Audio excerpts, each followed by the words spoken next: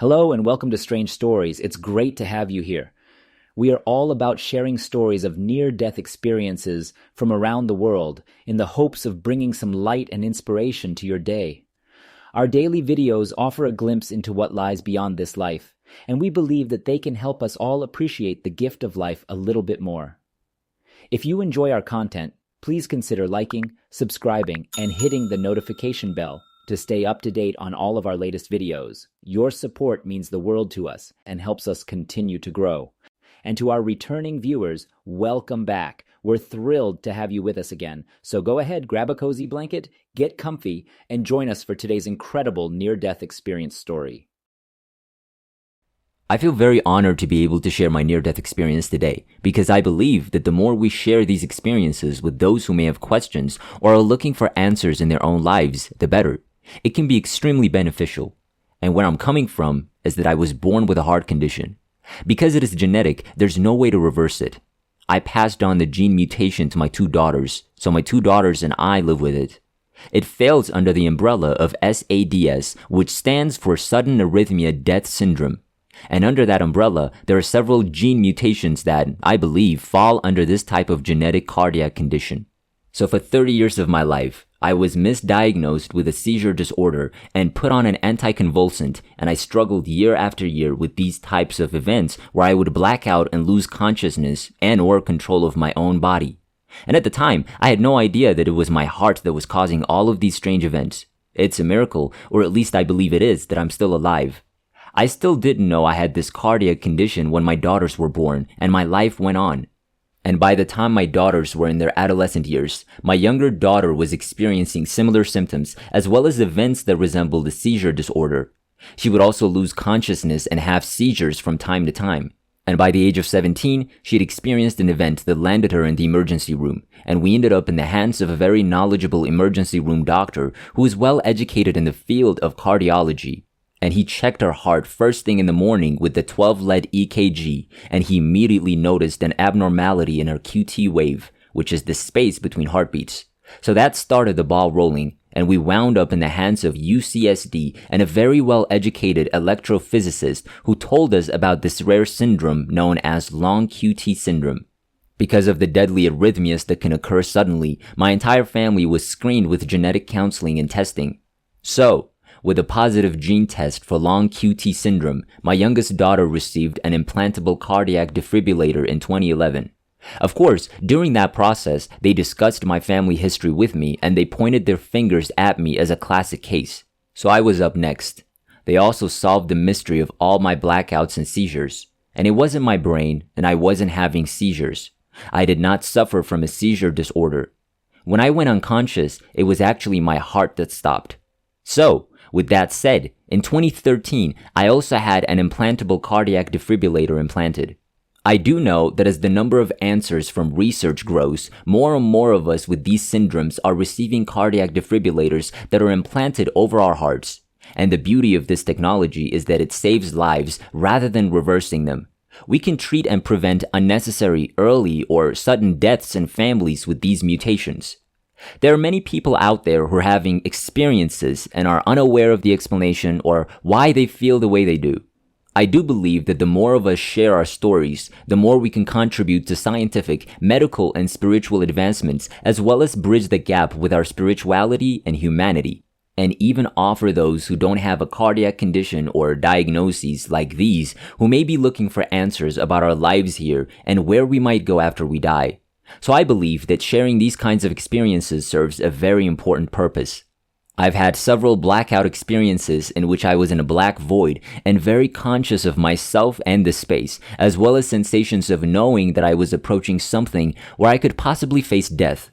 It's difficult to explain, but I've been in that black void where I'm not having any sort of experience or memory of anything except the awareness of being in a space that isn't in my body, but in a very dark space. It's getting dark. I can't see or feel anything, but I have a sense that there's something beyond myself here, and the conversation is taking place within my own intuitive self, or perhaps soul, where I'm struggling or having a conversation saying I don't want to die and I don't want this to end, and I can hear myself calling out to my loved ones. My near-death experience occurred shortly after receiving my implanted defibrillator, and it marked the beginning of a period of intense emotional turmoil for me. I was grieving the end of a 27-year relationship with the same man, and I had broken up the family situation to remove myself from the toxicity of that relationship, as well as the divorce proceedings, meditation, and conversations that led up to my near-death experience. Looking back, I can see the purpose in which everything that had happened leading up to it, and there's no word in the English language that can really come close to describing what I felt at the time, what I experienced at the time, and what I want people to know or be able to share the insights that I received from that. But I do feel that it was so purposeful, and the timing was almost a gift. So prior to the experience I think I had 9 cardiac arrests where I went into VTAC, and then following VTAC went into, I think it's where your heart quivers, and it's pretty difficult, or people don't usually survive this arrhythmia without any sort of defibrillation to revert the heart rate, and my device watched over me like a band of paramedics inside my chest, and I actually survived like 9. I believe my face and neck were pushed up against the wall, and I was face down when I came to, and I felt very different from all the previous times I'd gone unconscious, and I knew I had some sort of arrhythmia because I felt one of the shocks as I was coming to. Anyway, it was early morning and I was asleep, and I have a memory of being out of my body, and when I woke up, I knew it had a sense or feeling like it was a dream, but almost more real than a dream. And I don't know how to explain that in a way that conveys that I knew it was an experience. I remember being outside of my body. I don't recall looking down on my hands. I knew I wasn't in my body, and I was floating in the cosmos in the most beautiful, unexplainable space where I could see in 360-degree circle all the way around me, and the scenery was just beyond words, and I was looking down on something that was so vibrant. Colors that I'd never even experienced here in this life, and the things that remind me of it when I look at it are those pictures that NASA takes of the nebulous in the cosmos. I was looking down on something brilliant and bright ahead of me, and it felt like I was getting closer and closer to it. And as I got closer to it, I was also getting closer to it telepathically because I didn't have my body. I was having a conversation with something much larger than myself when I felt engulfed in a force and energy that felt like the most intense love I can describe. It was unconditional love that encompassed not only myself, but just about everyone, and I don't know how to describe it, but I felt people I knew and people I hadn't met yet, and those feelings were the first time that I ever felt like I was a part of something, because I've struggled with that in my life here on Earth, feeling as if I even fit in with my own family that I've been born into. But in those moments, it was just such an all-encompassing, very unique feeling. I'm not sure how to describe it in a way that'll help you understand, but I was above it, in it, surrounded by it, and filled by it. And the next thing I knew was when I woke up in the position that I was in, and at the time, when I was experiencing the cosmos, it felt forever, like I could be there for as long as I wanted to be. But there was a conversation going on.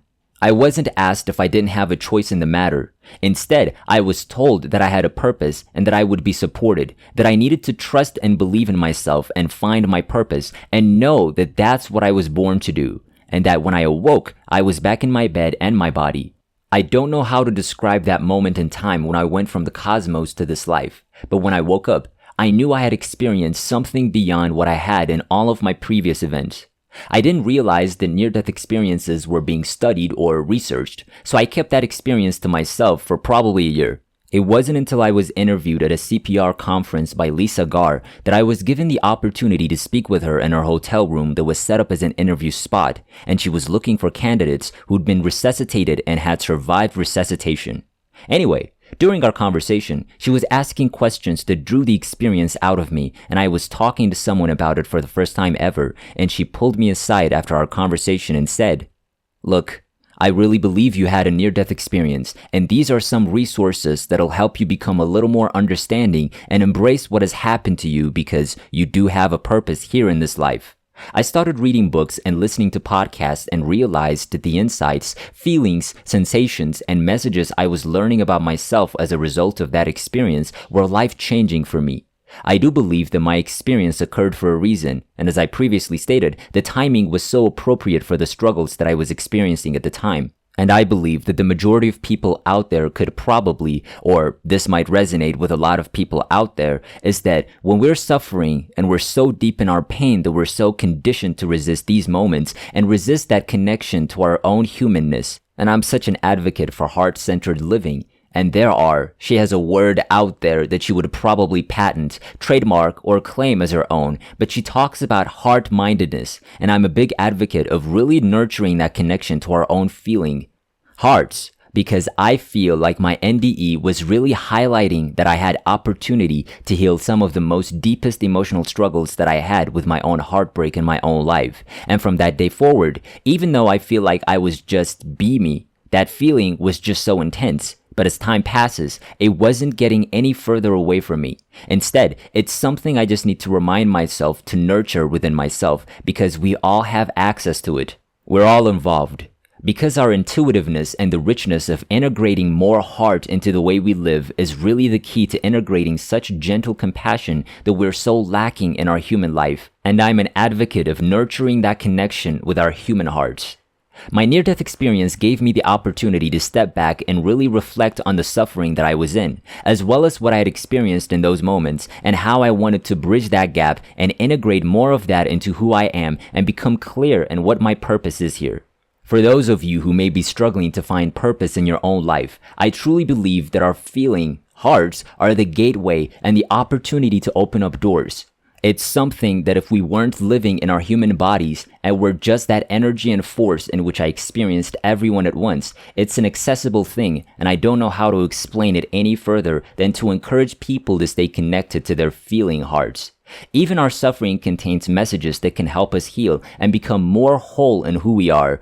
And this is a part of where our purpose comes into play, and everyone is so unique in the ways they step into their purpose and fulfill why they're here in this life. Anyway, that's just a sample of the insights I've gained, and I appreciate the opportunity.